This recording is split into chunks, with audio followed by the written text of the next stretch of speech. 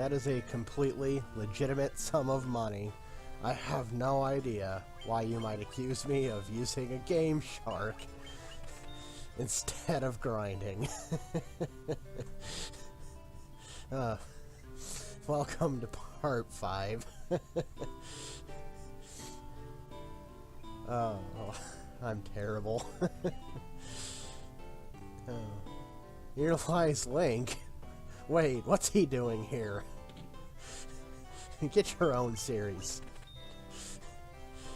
Actually, that was a bit of a weird moment the first time I played this game, because the very first time I played this game, I was using a thief in my party because I didn't know any better. And he looks a lot like Link, so I named him Link. And what do you know, we found a grave saying "Here lies Link." It was just a little weird at the time. Now, this Astos guy sounds kind of cool. King of the Dark Elves. I can get behind that. Not this village of Keeblers. So level 4 magic is available here, but it's really expensive, and we can't even buy it yet because we're not the proper level. I'll be getting to that later. I promise I won't. I promise I won't cheat for money anymore. It was just the one time, as I was tired of grinding, I swear.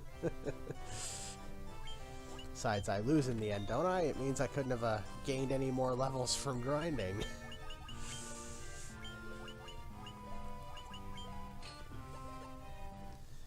Might as well buy the copper armlet while we're at it. Even though you get one in the upcoming dungeon for free.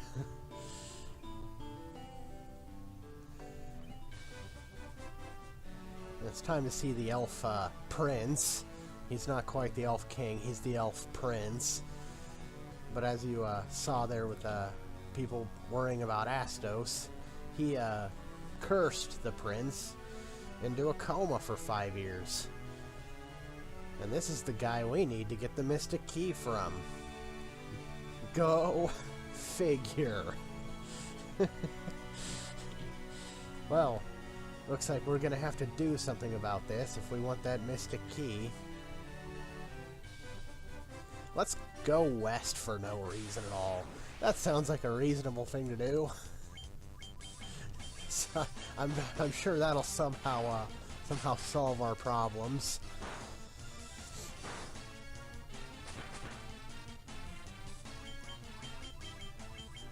Yeah, as you can see, the upgrade to our equipment has really helped out the damage we do to those things in particular. You know, the encounters are getting harder, so being more efficient really helps. And I may not like level 1 elemental damage magic, but level 2 and beyond is multi-target, baby. That makes it all worthwhile. Yeah,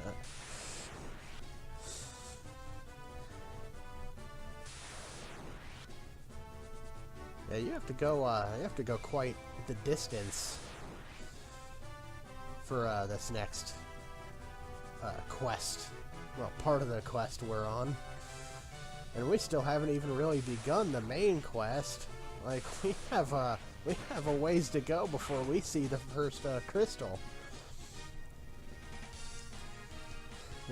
This game is weirdly structured. Like, as soon as we get done with, like, the first part of our main quest, the first crystal, we're almost halfway done with the game. Like, well, we'll see what episode we're on. It's just a little weird. But yeah, apparently this unnamed king in this castle that is in ruins in the middle of nowhere was tricked by Astos. This Astos guy sounds like quite the trickster, putting the prince to sleep for 5 years and tricking this guy out of his unnamed kingdom. Huh. Well, I'm sure that unnamed king is to be trusted. It's not like a trickster like Astos could change shape and might be using using his abilities to get us to do what he wants. That would be silly. No, it's better to just believe the unnamed king in the middle of nowhere.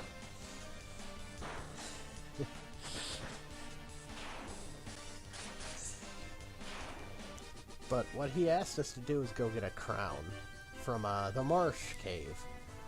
The Marsh Cave is like the first official dungeon in the game, and it's probably the most annoying dungeon in the game too, with a horrible layout and enemies that inflict status effects.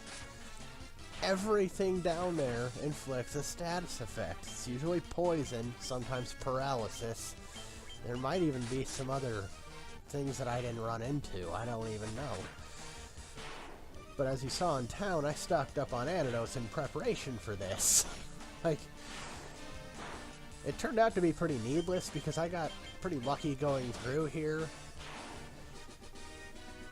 But trust me, my first run through in this cave, because it has Mr. Key's key doors, so we'll be back. But my first run through here, I got pretty lucky, all things considered.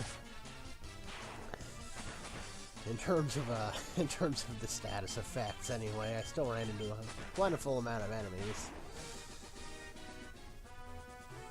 Oh, that's not unlucky though. That means I got experience. Remember, encounters are good. You know, you need them to level up. Unless you're doing like a low-level challenge, those. Oh. Oh, and watch me cure my party in the completely wrong way. Stop casting single cures. You should have just opened up with a heal and then cast one cure on Guy. No, we'll waste MP. I think that wasted like 5 at most. But yeah, you open up the Marsh Cave with this split in the road. And you have to go up if you want the bonus treasures. You go down, that's progress. Going up is how you get the bonus stuff.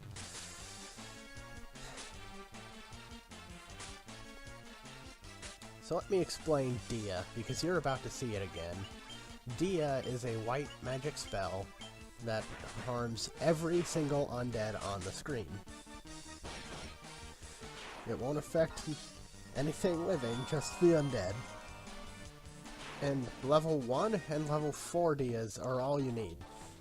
Like, level 2 and 3, those are unfortunately intermingled with rather important spells to have, so level 1 and level 4, that's all you need. They're enough to get you through.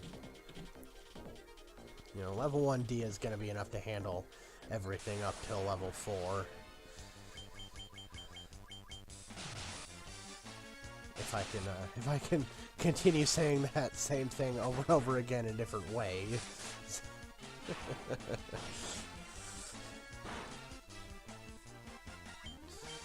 I guess this is an enemy in this cave that doesn't cause a status effect.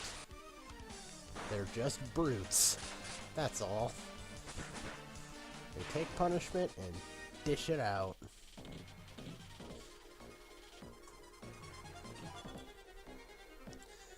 Oh, so that first chest I didn't talk about it. That first chest contained a dagger. Yeah, thank you, designers. You know, if you're gonna make a path that leads to optional treasure, might I suggest making that worthwhile? That way you don't upset the person who went after it.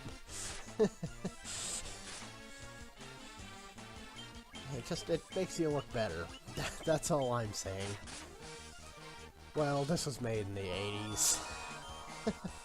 This is the first JRPG made by Squaresoft, so I suppose giving them tips on how to make Final Fantasy games after the first one kind of pointless, considering the vast library they have, a lot of which don't really make the same mistake of that worthless treasure. down the optional path.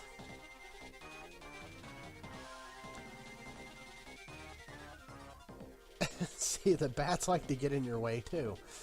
That's what I mean. Them and Green Mohawk guy. They're the worst. He probably owns all the bats and set them on a grand quest of getting in my way. He has them trained to do that very thing.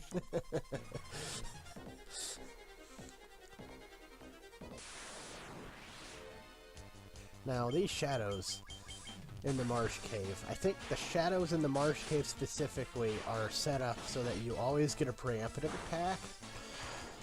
Because I have never, ever encountered them in a situation where I haven't got the jump on them. But it's only here, mind you. Like, there'll be shadows in other places, and they won't be a preemptive. It's just here, in the Marsh Cave on the first level. And I don't know why.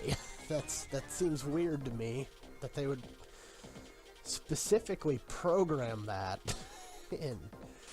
Oh, and as for level 2 in here, on this pathway, its rooms are filled with empty treasure chests. Don't bother going or exploring anywhere.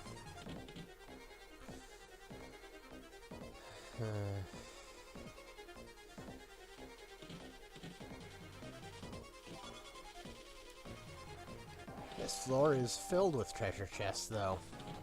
It's actually laid out like a grid, so it's not that hard to explore this area. You just check every room once, see if there's something in it, and if there is, you go in and grab it. This floor is where we'll be introduced to specific tiles. In dungeons, they'll have specific tiles that have the same set encounter on them when you step on them, or a same variety of encounters, I should say. It'll feature the same amount of enemies in various patterns. You'll see that here. Well, next part, actually, I ran out of time here, but the first one you encounter here is like a really, really difficult encounter. Serves as a pseudo-boss fight, but I'll explain that when I get there. Those green slimes that I ran from earlier, I ran because they're annoying to fight. I decided to fight this one because he was just a lone green slime. He wasn't grouped with others.